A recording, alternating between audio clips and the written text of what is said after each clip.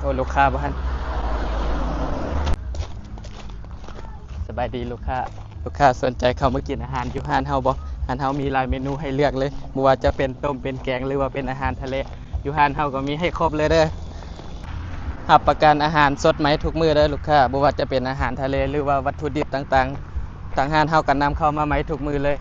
อาหารอยู่ห้านเฮาแซ่บทุกเมนูเลยลูกค้าสนใจบ่ห้านเฮายังมีเมนูซิกเนเจอร์มาแนะนำเด้อลูกค้าบ่ว่าจะเป็นข้าวปุ้นหัวโล่งแจ่วขิงแจ่วถั่วเน่าที่เป็นสูตรพิเศษของทางห้านเฮาเลยรับประกันว่าความแซ่บบ่คือห้านใดแน่นอนห้านเฮายังมีพันปลาพวกเฮาก็ปิ้งสดใหม่ทุกมื้อปิ้งเป็ดปิ้งไก่พวกเฮาก็มีใหม่ทุกมื้อเด้อลูกค้าเด้อห้านเฮามีหลายโซนให้เลือกนั่งเด้อลูกค้าบ่ว่าจะเป็นโซนตูบโซนร้านเบียร์หรือว่าโซนห้านแก้วที่เปิดแอร์เย็นๆอยู่ตลอดมื้อเลยห้านเฮายังมีห้อง VIP ที่เป็นห้องส่วนตัวนำเด้อลูกค้าถ้าว่าลูกค้ามักส่วนตัวก็แนะนำห้อง VIP เลยเด้อค่าอาหาร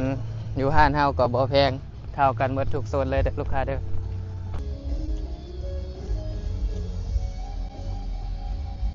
หรือว่าอ้ายมักแบบสังสรรค์เนี่ยหาทางห้านเฮาแนะนำเป็นโซนทางห้านแก้วเลยเด้อเพราะว่าเฮามีนักร้องวงดนตรีครบวงเลยเด้อลูกค้าขึ้นเสิร์ฟเพลงม่วนๆให้ลูกค้าทุกมื้อเลยและเฮายังมีพี่อาหนุ่มรอสาวสวยคอยให้บริการเลยลูกค้าเด้อรับประกันบ่มีเหงาแน่นอนเด้อลูกค้าเด้อ ลูกค้าสนใจบ่ลูกค้าสนใจนั่งส่วนใดสามารถสอบถามพนักงานเฮาได้ตลอดเวลาได้เพราะว่าทางพนักงานของเฮาพร้อมให้คำแนะนำหรือว่าบอกลูกค้าได้ตลอดเวลาเลยลูกค้าสนใจนั่งส่วนใดเด้ทางห้านเฮาแม่นเริ่มเปิดตั้งแต่ 8:00 นหา 12:00 นกลางคืนเลยเด้อลูกค้าเด้อลูกค้าสามารถมานั่งกินได้มื้อๆเลยทางห้านเฮายังมีบริการส่งอาหารแถวเขตเทศบาลเมืองต้นเพิ่งพร้อมเด้อเพียงแต่ลูกค้าสั่งอาหาร2-3 เมนูขึ้นไปทางห้านเฮาจะไปส่งให้ฮอดเฮือนเลยเด้อลูกค้าเด้อ